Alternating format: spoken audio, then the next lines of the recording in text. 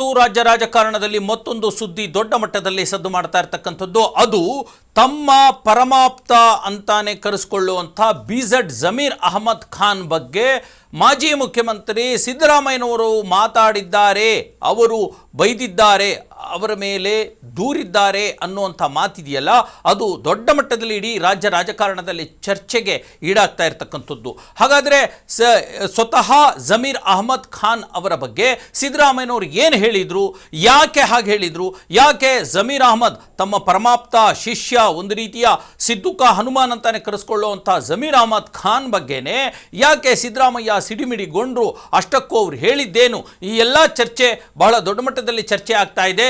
ಎಲ್ಲಾದರೂ ಸಿದ್ದರಾಮಯ್ಯ ಮತ್ತು ಅವರ ಆಪ್ತರ ನಡುವೆ ಬಿರುಕು ಬಂದುಬಿಡುತ್ತಾ, ಅಹಿಂದ ವರ್ಸಸ್ ಸಿದ್ದರಾಮಯ್ಯ ಅನ್ನೋ ಪರಿಸ್ಥಿತಿ ನಿರ್ಮಾಣವಾಗ್ಬಿಟ್ಟಿದೆಯಾ, ಅಥವಾ ಸಿದ್ದರಾಮಯ್ಯ ಜೊತೆಗೆ ಇದ್ದಂತಹ ಕೆಲವು ಅಹಿಂದ ನಾಯಕರೇ ಸಿದ್ದರಾಮಯ್ಯನವರ ಬೆನ್ನಿಗೆ ಚುರಿ ಇರಿಯುವಂಥ ಕೆಲಸ ಏನಾದರೂ ಮಾಡಿದ್ರಾ, ದ್ರೋಹ ಬಗೆಯುವಂಥ ಕೆಲಸ ಮಾಡಿದ್ರಾ, ಮೋಸ ಮಾಡುವಂಥ ಕೆಲಸ ಮಾಡಿದ್ರಾ, ಅಥವಾ ಸಿದ್ದರಾಮಯ್ಯನವರನ್ನು ಅವರ ಅಧಿಕಾರವನ್ನು ತಮ್ಮ ಸ್ವಾರ್ಥಕ್ಕೆ ಯೂಸ್ ಮಾಡಿಕೊಂಡ್ರಾ ಅನ್ನುವಂಥ ಬಹಳಷ್ಟು ಪ್ರಶ್ನೆಗಳು ಈಗ ಎದ್ದೇಳ್ತಾ ಇರ್ತಕ್ಕಂಥದ್ದು. ಈ ಕುರಿತಂಥ ಮಾಹಿತಿಯನ್ನು ನಾನು ನಿಮಗೆ ಕೊಡ್ತೀನಿ. ನೀವು ನೋಡ್ತಾ ಇದ್ದೀರಾ ನೆಲ ಜಲ ಭಾಷೆಗಾಗಿ ಪ್ರಾಮಾಣಿಕ ಪತ್ರಿಕೋದ್ಯಮ ನಿಮ್ಮ ಫೋಕಸ್ ಟಿವಿ, ಇದು ಎಕ್ಸ್ಪ್ಲೈನರ್, ನಾನು ಹಬೀಬ್ ದಂಡಿ. ಎಸ್ ವೀಕ್ಷಕರೇ, ಇವತ್ತಷ್ಟೇ ಬಹಳ ದಿನಗಳ ನಂತರ ಒಂದು ದೊಡ್ಡ ಮಟ್ಟದ ರಾಜಕೀಯ ಬೆಳವಣಿಗೆ ಪರಮಾಪ್ತರಲ್ಲಿ ಆಗಿರ್ತಕ್ಕಂಥದ್ದು. ನೋಡಿ, ಕಳೆದ 5, 6, 8, 10 ವರ್ಷಗಳಿಂದ ನಾವು ನೋಡ್ತಾ ಬಂದಿದ್ದೀವಿ. BZ ಜಮೀರ್ ಅಹಮದ್ ಖಾನ್ ಅವರನ್ನು ಸಿದ್ದರಾಮಯ್ಯನವರ ಪರಮಾಪ್ತ, ಒಂದು ರೀತಿಯ ಸಿದ್ದುಕ ಹನುಮಾನ್ ಅಂತಾನೆ ಗುರುತಿಸ್ಕೊಳ್ತಾ ಇದ್ರು ಅಲ್ವಾ ಜಮೀರ್ ಅಹಮದ್ ಖಾನ್. ಅಂತಹ ಜಮೀರ್ ಅಹಮದ್ ಖಾನ್ ವಿರುದ್ಧವೇ ಸಿದ್ದರಾಮಯ್ಯನವರು ಇವತ್ತು ಸಿಡಿದು ಬಿದ್ದು ಬಿಟ್ಟಿದ್ದಾರೆ. ಜಮೀರ್ ಅಹಮದ್ ಖಾನ್ ಅವರ ಬೆಂಬಲಿಗರು, ಇವತ್ತೊಂದು ಘಟನೆ ನಡೀತು. ಅವರ ಬೆಂಬಲಿಗರು ಒಂದು ಕಾರ್ಯಕ್ರಮದಲ್ಲಿ ಜಮೀರ್ ಅಹಮದ್ ಖಾನ್ ಅವರಿಗೆ ಸಚಿವ ಸ್ಥಾನಕ್ಕೆ ಶಿಫಾರಸು ಮಾಡಿ, ಅವರಿಗೆ ಸಚಿವ ಸ್ಥಾನ ನೀಡುವಂತೆ ಮಾಡಿ ಅಂತ ಕೇಳಿದ್ದಕ್ಕೆ ಸಿದ್ದರಾಮಯ್ಯನವರು ಒಂದು ಮಾತು ಹೇಳಿದರು. ಅದು ಎಲ್ಲ ಮಾಧ್ಯಮಗಳಲ್ಲೂ ಕೂಡ ದೊಡ್ಡ ಮಟ್ಟದಲ್ಲಿ ವೈರಲ್ ಆಗ್ತಾ ಇದೆ. ಯಾಕೆ ಜಮೀರ್ ಅಹಮದ್ ಖಾನ್ಗೆ ಸಚಿವ ಸ್ಥಾನವನ್ನು ಕೊಡಬೇಕು, ಸ್ವತಃ ಜಮೀರ್ ಅಹಮದ್ ಖಾನ್ ನನ್ನ ವಿರುದ್ಧವೇ ಕೆಲಸ ಮಾಡಿದಾರಲ್ಲ, ಯಾಕೆ ಕೊಡಬೇಕು ಅನ್ನುವಂಥ ಒಂದು ಮಾತನ್ನು ಕೇಳಿರ್ತಕ್ಕಂಥದ್ದು ಭಾರಿ ಚರ್ಚೆಗೆ ಗ್ರಾಸವಾಗ್ತಾ ಇದೆ. ಇದು ಇಡೀ ಒಂದು ಸಿದ್ದರಾಮಯ್ಯ ಮತ್ತು ಜಮೀರ್ ಅಹಮದ್ ಖಾನ್ ಅವರ ನಡುವಿನ ಬಾಂಧವ್ಯಕ್ಕೆ ದೊಡ್ಡ ಪ್ರಶ್ನೆಯಾಗಿ ಮೂಡಿಸಿದೆ. ಯಾಕೆ ಅಧಿಕಾರ ಇರೋವರೆಗೂ ಎಲ್ಲರೂ ಸರಿಯಾಗಿದ್ದರು, ಅಧಿಕಾರ ಹೋದ ತಕ್ಷಣ ಒಬ್ಬೊಬ್ಬರ ಒಂದೊಂದು ಬಣ್ಣ ಹೊರಗೆ ಬರ್ತಾ ಇದೆ. ಅದರಲ್ಲೂ ಪ್ರಮುಖವಾಗಿ ಕಾಂಗ್ರೆಸ್ ಪಕ್ಷಕ್ಕೆ ವಲಸೆ ಬಂದಿರತಕ್ಕಂಥ ಜನತಾ ಪಕ್ಷದ, ಜನತಾ ದಳದ ವಲಸೆ ನಾಯಕರಿದ್ದಾರಲ್ಲ, ಅವರು ಯಾಕೆ ಹೀಗೆ ಛಿದ್ರವಾಗಿ ಹೋಗ್ತಾ ಇದ್ದಾರೆ, ಅವರೊಳಗಿನ ಹುಳುಕುಗಳು ಈಗ ಯಾಕೆ ಹೊರಗಡೆ ಬರ್ತಾ ಇದ್ದಾರೆ, ಯಾಕೆ ಜನತಾ ದಳದಿಂದ ಬಂದಿರತಕ್ಕಂಥ ಸಿದ್ದರಾಮಯ್ಯ ಮತ್ತು ಇತರೆ ನಾಯಕರ ನಡುವಿನ ಭಿನ್ನಾಭಿಪ್ರಾಯಗಳು, ಕನ್ಫ್ಯೂಷನ್ಗಳು, ಮಿಸ್ಅಂಡರ್ಸ್ಟ್ಯಾಂಡಿಂಗ್ಗಳು ಇವೆಲ್ಲವೂ ಕೂಡ ಈ ಹಂತಕ್ಕೆ ಯಾಕೆ ಬರ್ತಾ ಇದೆ. ನೋಡಿ, ಸಿದ್ದರಾಮಯ್ಯನವರು ರಿಸೈನ್ ಮಾಡಿ ಇನ್ನು 1 ತಿಂಗಳು ಆಗಿಲ್ಲ, 15 ದಿನಾನೂ ಆಗಿಲ್ಲ, ಅಷ್ಟರೊಳಗಡೆನೆ ಹೇಗೆ ಇವರ ಒಳಹುಳುಕುಗಳು ಹೊರಗಡೆ ಬರ್ತಾ ಇವೆ ಅನ್ನುವಂಥದ್ದು. ಅಧಿಕಾರ ಇದ್ದಾಗ ಎಲ್ಲವೂ ಉಘೆ ಉಘೆ ಜೈ ಜೈ ಅನ್ನುವಂಥದ್ದು, ಸಿದ್ದರಾಮಯ್ಯನವರಿಗೆ ಜೈ, ಸಿದ್ದರಾಮಯ್ಯ ಉಘೆ ಉಘೆ, ಅಂತಹ ನಾಯಕ ಇಂಥ ನಾಯಕ ಅನ್ನುವಂಥದ್ದು.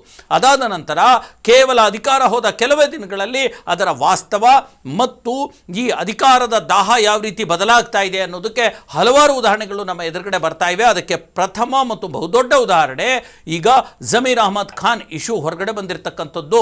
ನೋಡಿ, ಮೊದಲನೇ ಸಚಿವ ಒಂದು ಪಟ್ಟಿಯಲ್ಲಿ ಜಮೀರ್ ಅಹಮದ್ ಖಾನ್ ಹೆಸರಿಲ್ಲ, ಅದರ ಬದಲಾಗಿ ಅಲ್ಪಸಂಖ್ಯಾತ ಕೋಟಾದಲ್ಲಿ UT ಖಾದರ್ ಅವರು ಸ್ಪೀಕರ್ ಆಗಿದ್ದರು, ಅವರಿಗೆ ಅವಕಾಶವನ್ನು ಮಾಡಿಕೊಡ್ಲಾಯಿತು, ಅವರಿಗೆ ಆರೋಗ್ಯ ಇಲಾಖೆಯನ್ನು ಕೊಡಲಾಯಿತು. ಈಗ ಅವರು ಸಮರ್ಥವಾಗಿ ಆರೋಗ್ಯ ಇಲಾಖೆಯನ್ನು ಯಾವುದೇ ಕಂಪ್ಲೇಂಟ್ಸ್ ಇಲ್ಲದಾಗೆ, ಯಾವುದೇ ಅಸಮಾಧಾನ ಇಲ್ಲದ ಹಾಗೆ, ಯಾವುದೇ ರೀತಿಯ ಕಿರಿಕಿರಿ ಇಲ್ಲದ ಹಾಗೆ, ಹೈಕಮಾಂಡ್ ಬಳಿ ಓಡೋಗದ ಹಾಗೆ ಇಲ್ಲೇ ನಿಂತು ಇಲಾಖೆಯನ್ನು ಅವರು ಸಂಭಾಳಿಸ್ತಾ ಇದ್ದಾರೆ, ಬೇರೆ ಬೇರೆ ಡೆವಲಪ್ಮೆಂಟ್ ಕೆಲಸಗಳನ್ನು ಮಾಡ್ತಾ ಇದ್ದಾರೆ. ಆಯಿತಾ, ಈಗ ಹೆಚ್ಚು ಕಡಿಮೆ ಇನ್ನೊಂದು ಸಚಿವ ಸ್ಥಾನವನ್ನು ಅಲ್ಪಸಂಖ್ಯಾತರಿಗೆ ಕೊಡಬಹುದು.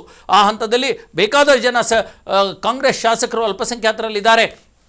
ಜಮೀರ್ ಅಹಮದ್ ಖಾನ್ ಇದ್ದಾರೆ, ತನ್ವೀರ್ ಸೇಠ್ ಇದ್ದಾರೆ, ರಿಜ್ವಾನ್ ಅರ್ಷಾದ್ ಇದ್ದಾರೆ, ಮಾಜಿ ಸಚಿವ ರಹೀಂ ಖಾನ್ ಇದ್ದಾರೆ ಅಲ್ವಾ, ಶಿಗ್ಗಾಂವ್ ಶಾಸಕ ಪಠಾಣ್ ಇದ್ದಾರೆ, ಖನೀಸ್ ಫಾತಿಮಾ ಇದ್ದಾರೆ, ಬೇಕಾದ ಜನ, ಈ ಥರ ಒಂದು 7-8 ಶಾಸಕರು ಇರ್ತಕ್ಕಂಥದ್ದು. ಇಂಥದ್ರಲ್ಲಿ ಇನ್ನೊಬ್ಬರಿಗೆ ಅವಕಾಶ ಸಿಗುವಂಥದ್ದು ಅದು ಯಾರಿಗೆ, ಜಮೀರ್ ಅಹಮದ್ ಖಾನ್ಗೆನಾ ಅನ್ನುವಂಥ ಒಂದು ಪ್ರಶ್ನೆ ಈಗ ಚರ್ಚೆಗೆ ಗ್ರಾಸವಾಗಿರ್ತಕ್ಕಂಥದ್ದು.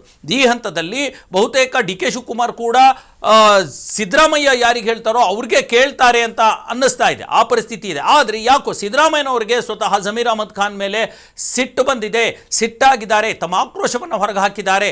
ಸ್ವತಃ ಜಮೀರ್ ಅಹಮದ್ ಖಾನ್ ದಾವಣಗೆರೆ ಮತ್ತಿತರ ಚುನಾವಣೆಗಳಲ್ಲಿ ನನ್ನ ವಿರುದ್ಧವೇ ಕೆಲಸ ಮಾಡಿದಾರಲ್ಲ ಅನ್ನುವಂಥ ಒಂದು ದೊಡ್ಡ ಮಟ್ಟದ ಚರ್ಚೆಗೆ ಗ್ರಾಸವಾಗಿರ್ತಕ್ಕಂಥದ್ದು ಅವರು ಹೇಳಿದ್ದಾರೆ ಅಲ್ವಾ. ಹಾಗಾದರೆ ನಿಜವಾಗ್ಲೂ ಒಳಗಡೆ ಏನು ನಡೀತಾ ಇತ್ತು, ಯಾಕೆ ಹಾಗೆ ಜಮೀರ್ ಅಹಮದ್ ಖಾನ್ ಮಾಡಿದರು?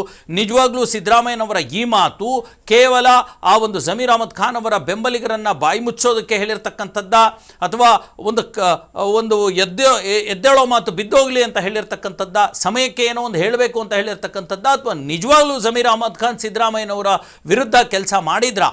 ಇವೆಲ್ಲವೂ ಕೂಡ ಸ್ವತಃ ಜಮೀರ್ ಅಹಮದ್ ಖಾನ್ ಮುಂದೆ ಬಂದು ಉತ್ತರ ಕೊಡಬೇಕಿದೆ ಮತ್ತು ಇದರ ಸತ್ಯವನ್ನು ರಿವೀಲ್ ಮಾಡಬೇಕಿದೆ. ಇವತ್ತಲ್ಲ ನಾಳೆ ಮೀಡಿಯಾದವರು ಬಿಡಲ್ಲ ಬಿಡಿ, ಜಮೀರ್ ಅಹಮದ್ ಖಾನಿಗೆ ಕೇಳ್ತಾರೆ, ಅವರು ಉತ್ತರ ಕೊಡಲೇಬೇಕು. ಓಕೆನಾ?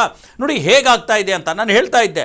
ಹೇಗೆ ಒಂದು ರೀತಿಯ ಕಾಂಗ್ರೆಸ್ಸಿಗೆ ಬಂದಿರತಕ್ಕಂಥ, ಬೇರೆ ಪಕ್ಷದಿಂದ ಬಂದಿರತಕ್ಕಂಥ ವಲಸೆ ಕಾಂಗ್ರೆಸ್ಸಿಗರು ಛಿದ್ರವಾಗ್ತಿದ್ದಾರೆ ಅನ್ನುವಂಥದ್ದು. ಮೊನ್ನೆ ಅಷ್ಟೇ ಹೇಗೆ ಮೂಲ ಕಾಂಗ್ರೆಸ್ಸಿಗರು ಭದ್ರವಾಗಿದ್ದಾರೆ. ಬಿ ಕೆ ಹರಿಪ್ರಸಾದ್ ಮೂಲ ಕಾಂಗ್ರೆಸ್ಸಿಗ, ಅವರು ಕೆಪಿಸಿಸಿ ಅಧ್ಯಕ್ಷ ಸ್ಥಾನದಲ್ಲಿ ಕೂತಿದ್ದಾರೆ. ಡಿ ಕೆ ಶಿವಕುಮಾರ್ ಮೂಲ ಕಾಂಗ್ರೆಸ್ಸಿಗ, ಅವರು CM ಆಗಿದ್ದಾರೆ. ಡಾಕ್ಟರ್ ಜಿ ಪರಮೇಶ್ವರ್ ಮೂಲ ಕಾಂಗ್ರೆಸ್ಸಿಗ, ಅವರು DCM ಆಗಿದ್ದಾರೆ. MB ಪಾಟೀಲ್ ಮೂಲ ಕಾಂಗ್ರೆಸ್ಸಿಗ, ಅವರು ಒಳ್ಳೆ ಒಂದು ಸಚಿವ ಸ್ಥಾನವನ್ನು ಪಡ್ಕೊಂಡಿದ್ದಾರೆ ಅಲ್ವಾ. ಹೀಗೆ ಮೂಲ ಕಾಂಗ್ರೆಸ್ಸಿಗರು ಭದ್ರವಾಗಿದ್ದಾರೆ. ವಲಸೆ ಕಾಂಗ್ರೆಸ್ಸಿಗರು ಯಾರು ಬಂದಿದ್ದಾರೆ, ಅವರು ಅಧಿಕಾರ ಹೋದ ತಕ್ಷಣ ಛಿದ್ರವಾಗಿ ಬಿಡ್ತಾ ಇದ್ದಾರೆ. ಇದಕ್ಕೆ ಸ್ವತಃ ಸಿದ್ದರಾಮಯ್ಯನವರು ಕೂಡ ಇಂಬು ನೀಡ್ತಿದ್ದಾರಾ ಅನ್ನುವಂಥ ಪ್ರಶ್ನೆ ಹುಟ್ಕೊಳ್ತಾ ಇದೆ. BZ ಜಮೀರ್ ಅಹಮದ್ ಖಾನ್ ಅವರ ಕಥೆ ಇದಾದರೆ, ಇನ್ನೊಬ್ಬ ಮಹಾನಾಯಕ ಇದ್ದಾರೆ ಬೆಳಗಾವಿಯಲ್ಲಿ. ಅವರು ಮತ್ತು ಸಿದ್ದರಾಮಯ್ಯನವರ ನಡುವಿನ ಭಿನ್ನಾಭಿಪ್ರಾಯಗಳು ಇವತ್ತು ರಾಜ್ಯದಲ್ಲಿ ದೊಡ್ಡ ಮಟ್ಟದಲ್ಲಿ ಚರ್ಚೆ ಆಗ್ತಾ ಇದೆ. ಸಿದ್ದರಾಮಯ್ಯನವರ ಪ್ರಮಾಪ್ತ, ಅಹಿಂದಾದ ದೊಡ್ಡ ನಾಯಕ, ಸಿದ್ದರಾಮಯ್ಯನವರ ಉತ್ತರಾಧಿಕಾರಿ, ಜೊತೆಗೆ ಶತಾಯಗತಾಯ ಏನೇ ಆಗಲಿ ಸಿದ್ದರಾಮಯ್ಯನವರ ಬೆನ್ನಿಗೆ ನಿಲ್ಲುವಂಥ ನಾಯಕ ಅಂತಾನೆ ಕರೆಸ್ಕೊಳ್ತಾ ಇರತಕ್ಕಂಥ ಸತೀಶ್ ಜಾರಕಿಹೊಳಿ, ಈಗಲೂ ಕೂಡ ಅವರು ಸಚಿವರು.